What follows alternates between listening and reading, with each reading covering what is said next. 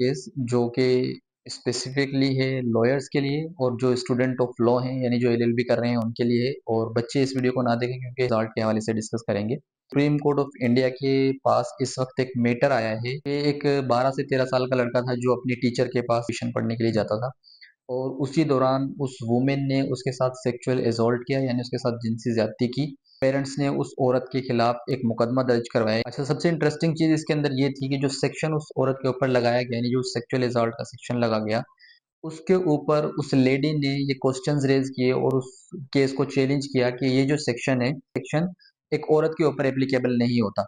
Section इस तरह से जो penetrative sexual assault, a person is said to commit penetrative sexual assault if he penetrates his penis। तो जो वो लेडी थी जो 52 साल औरत थी उसका यहाँ पे एक उसके लॉयर का यहाँ पे कंटेंशन था कि ये जो कानून बनाया गया है, ये जो सेक्शन है, ये पर्टिकुलर सेक्शन जो है ये फीमेल के लिए नहीं बल्कि ये मेल के लिए है, लिहाजा एक वुमेन के ऊपर ये सेक्शन एप्लीकेबल नहीं होता। और मेरे ऊपर जो एलिगेशन है वो गलत है क्योंकि एक फीमेल है वो किसी भी बच्चे के साथ पेनिट्रेशन किस तरह से कर सकती है। उसने फर्दर उसमें बहुत सारे एग्जांपल्स भी दिए। रेप के मामला होते हैं जिसमें सेक्सुअल एसाल्ट होता है, उसके अंदर जो वुमेन होती है वो हमेशा पेसिव पार्टिसिपेंट होती है और जो मेन होता है वो एक्टिव पार्टिसिपेंट होता है।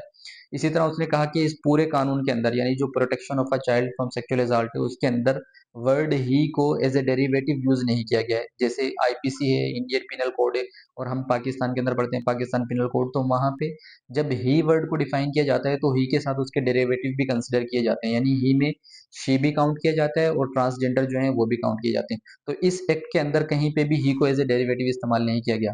तो इसने जब हाई कोर्ट में इसको चैलेंज किया तो उसने कहा कि जो इंटेंट यानी जो इंटेंट ऑफ द लेजिस्लेचर है वो इस कानून को बनाने का मकसद ये है कि बच्चों को सेक्सुअल एसाल्ट से सेव किया जा सके रिगार्डलेस ऑफ मेल और फीमेल। तो कोई भी चाहे मेल है या फीमेल है सेक्सुअल एसॉल्ट करेगा तो उसके ऊपर ये सेक्शन एप्लीकेबल होगा। लेकिन उस वुमेन का कंटेंशन ये था कि इसके अंदर वर्ड ही इस्तेमाल किया गया है, तो उसने इस चीज को भी कंटेस्ट किया कि कोई वुमेन पेनिट्रेट किस तरह से कर सकती है। तो इस पे हाई कोर्ट ऑफ कर्नाटक जो इंडिया की हाई कोर्ट थी उसने तो क्लियरली अपनी ऑब्जर्वेशन दे दी है कि ये सेक्शन ओवरऑल एप्लीकेबल है और ये पूरा पूरा जो लॉ है ये जेंडर न्यूट्रल है। ये स्पेसिफिक जेंडर के लिए नहीं है बल्कि ओवरऑल जेंडर न्यूट्रल है, यानी मेल फीमेल दोनों के ऊपर एप्लीकेबल होगा। ऐसा नहीं है कि सिर्फ मेल के ऊपर एप्लीकेबल होगा।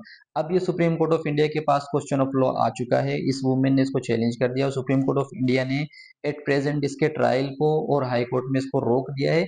और अभी सुप्रीम कोर्ट ऑफ इंडिया ने इस क्वेश्चन ऑफ लॉ को डिसाइड करना है कि आया ये सेक्शन इस वुमेन के ऊपर एप्लीकेबल होगा या नहीं होगा। क्या ये जो लॉ है वो स्पेसिफिक जेंडर के लिए है या फिर ये लॉ है न्यूट्रल जेंडर के लिए। तो एक इंटरेस्टिंग क्वेश्चन ऑफ लॉ है, लेट्स सी के सुप्रीम कोर्ट ऑफ इंडिया